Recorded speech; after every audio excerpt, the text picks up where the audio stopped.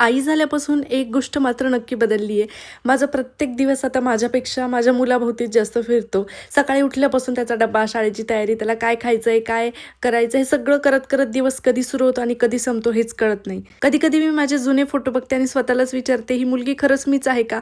जिला हव्या त्यावेळी झोपता यायचं, अचानक बाहेर जायचं ठरवायचं, आरशासमोर निवांत तयार व्हायचं आणि स्वतःसाठी भरपूर वेळ असायचा. पण आता माझा दिवस माझ्या वेळेनुसार नाही तर माझ्या मुलाच्या वेळेनुसार चालतो. माझ्यापेक्षा जास्त मी त्याला प्रायोरिटी देते, त्याच्या आवडीला प्रायोरिटी देते आणि हे सगळेच आई हे करत असतात आपल्या मुलासाठी. आपल्याही आईंनी आपल्यासाठी ह्याच गोष्टी केलेल्या आहेत आणि ते आपोआप घडतात, कोणी ठरवून करत नाही. तर आजचंच बघा, आता मग आम्ही गणेश आणि मी आम्हा दोघांना करायची होती मला पनीर भुर्जीची भाजी, पण त्याची ती खायची इच्छा नव्हती म्हणून मग त्याला गवारीच्या शेंगा आता सध्या खूप त्याला आवडत आहेत. तर मग तो म्हणा, आई मला गवारीच्या शेंगा बनवून दे.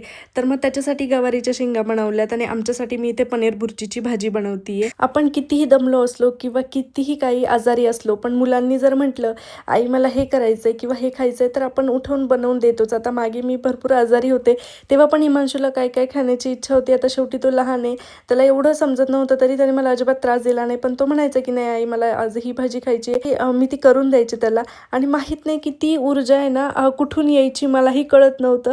आणि कदाचित आईचं तिच्या मुलाबद्दलचं प्रेम असतं आणि ते आपोआप आपल्यामध्ये एनर्जी देतात, ताकद देतात. आणि म्हणूनच आज मी परफेक्ट आई होण्याचा अजिबात प्रयत्न करत नाही, कारण परफेक्शनपेक्षा माझ्या मुलाच्या चेहऱ्यावरचा हसू माझ्यासाठी सगळ्यात जास्त महत्त्वाचं आहे.